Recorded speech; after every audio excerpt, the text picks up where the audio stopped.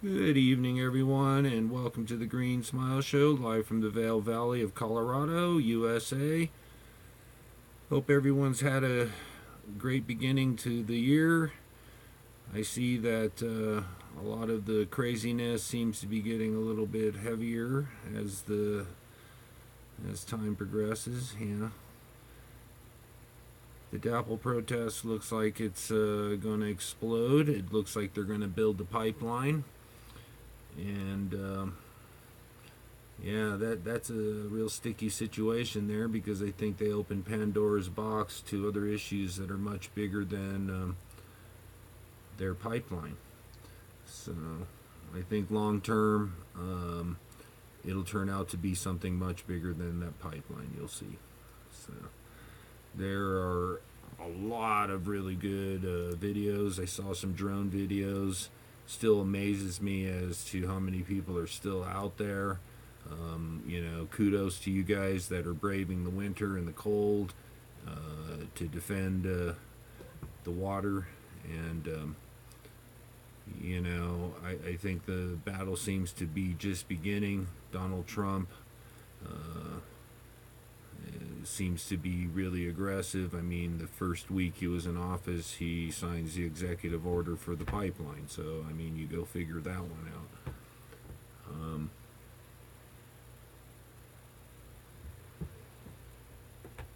You know,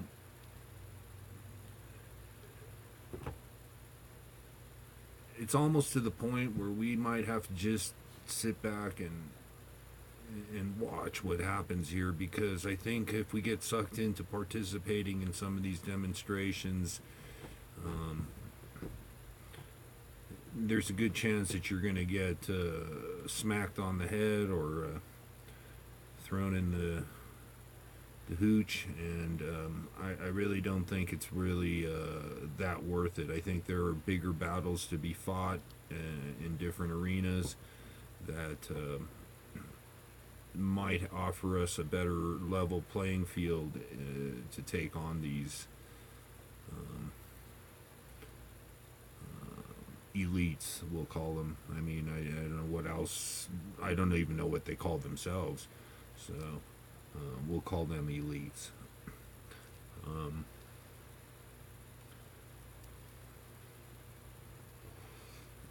you know,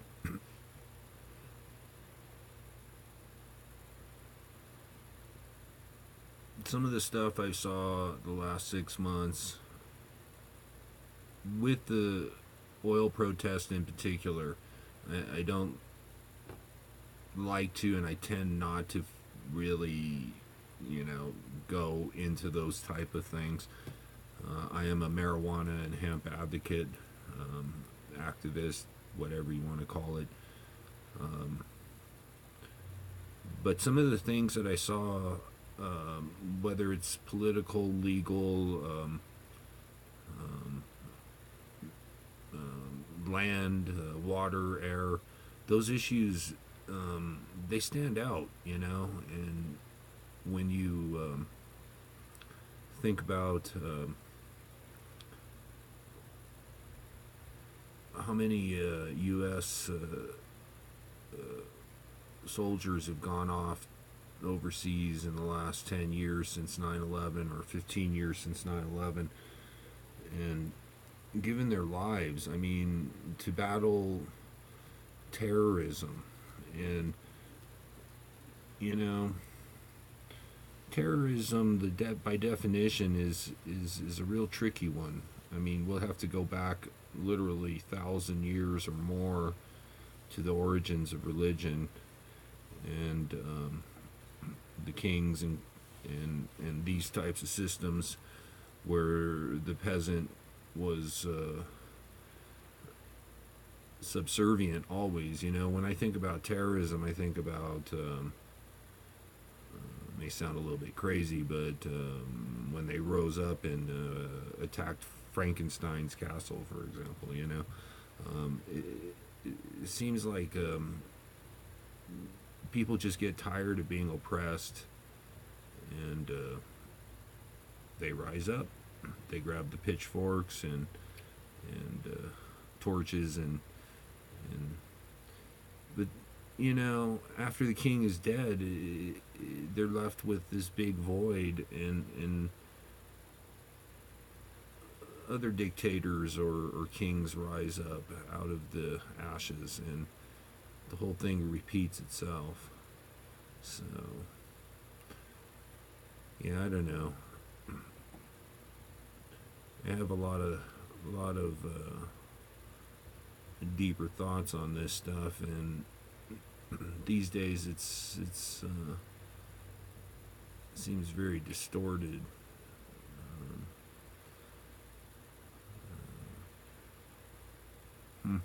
Hemp and pot really pretty small issues when you look at the rest of the stuff that's going on these days.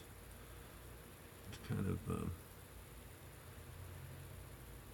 of upsetting, to say the least. You watch a little bit of the mainstream television, and I was watching Cartoon Network the other day, for example, and I can't honestly say that I've watched children's television programming in quite a long time, but I just happened to stumble across it, and I was sitting there watching, and it's hard to describe what I saw. I mean, it's seamless marketing strategies incorporated into the cartoons. It's much deeper than anything that we experienced growing up in maybe the 70s and 80s, and maybe even parts of the 90s. I think it started in the 90s where the media really began to influence culture and fashion trends and music trends, and Hollywood began to repeat itself over and over with the same storylines, different actors. Yesterday was the Super Bowl, for example. I had no clue. I mean, I completely tuned out to pro sports, I'd say at least 5 or 10 years ago. And I think the major turnoff with pro sports is the mass marketing. I mean, at what point did society begin to like commercials? I mean, the Super Bowl commercials, everyone the next day is all to talk about how great the commercials were or how bad they were or whatnot. I mean, and Lady Gaga as the halftime entertainment. I mean, yeah, I don't know. Yeah, times have changed, huh? So, really interested to see where we're going. I mean, a little glimpse into the future. I follow a lot of the high science stuff, particle physics and things like that, computer technology. It seems like it's all like right there in front of us, but at the same time, there's nothing really tangible, there's nothing really solid that society can really grab onto, and that's why the mass brainwashing tactics are so effective, I guess. I don't know. And I got satellite TV. I watch it. I turn it on, and it's like at least 50% commercials. So I figure, wow, I got $100 a month TV bill, and I'm being bombarded with commercials. I mean, does that make any sense? I don't know.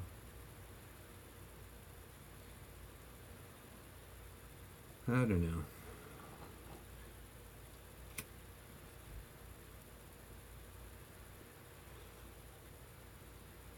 Tell you what, smoking weed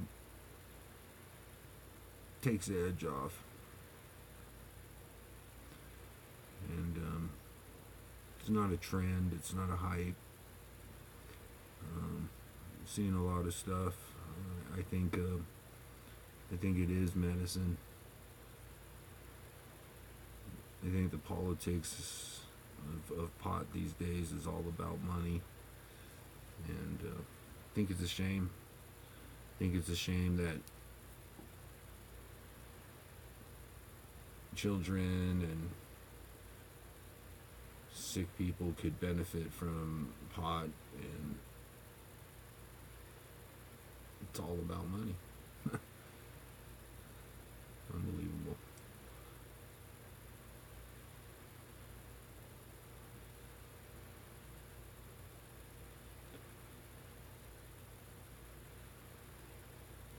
Yeah.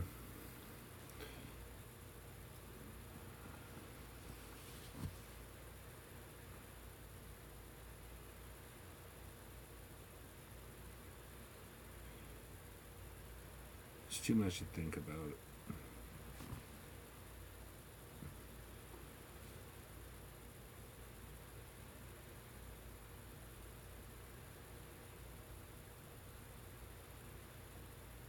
Way too much to think about. When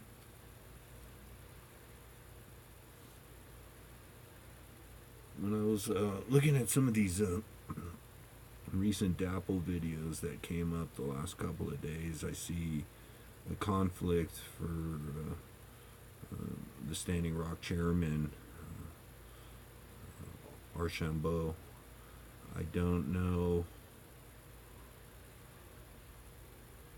I mean, it seems to me that the man is under a lot of pressure. I mean, I wouldn't wish that on anyone. I don't know how a person is supposed to be able to stand in the middle between armed government officials or representatives of the people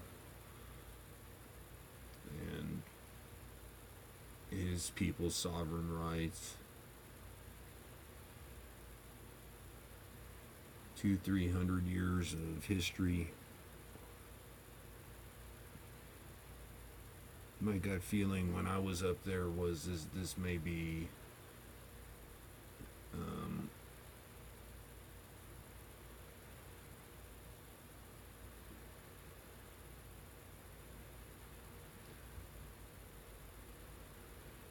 it's a turning point.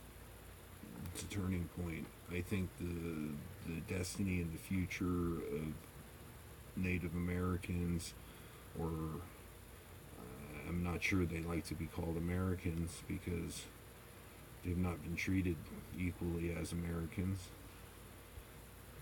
But the natives, the future of their culture and their land and their languages and their ceremonies and all of those sort of things, I mean, they're in jeopardy. And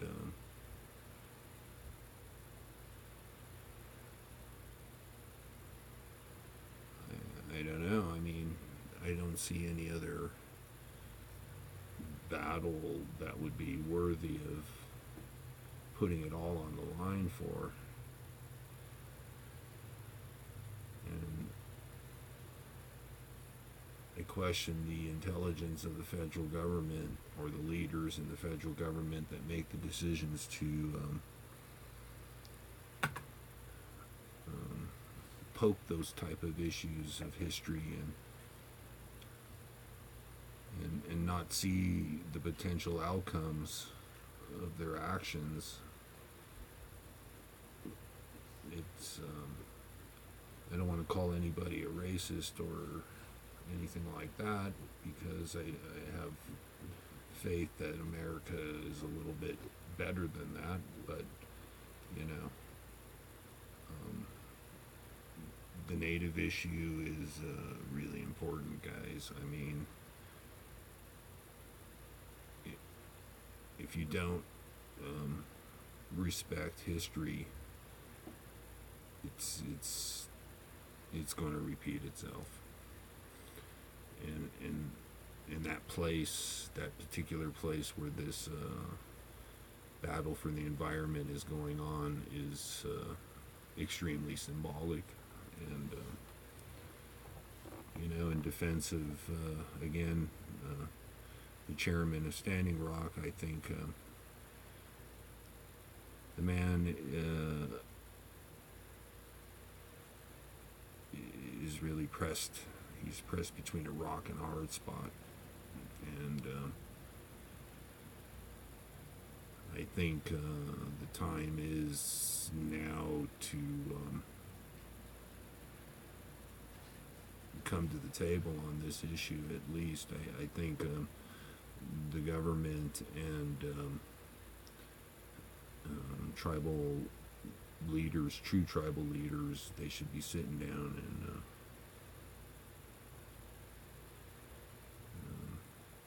try to hash it out, because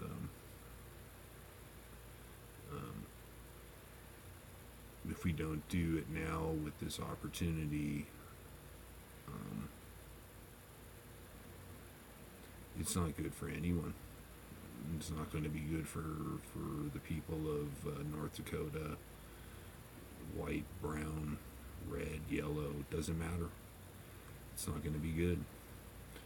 Racism reared its ugly face in this protest, and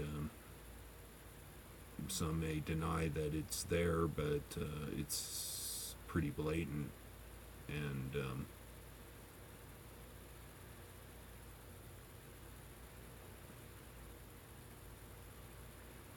like I said, I think we're better than that as Americans. So, something to think about.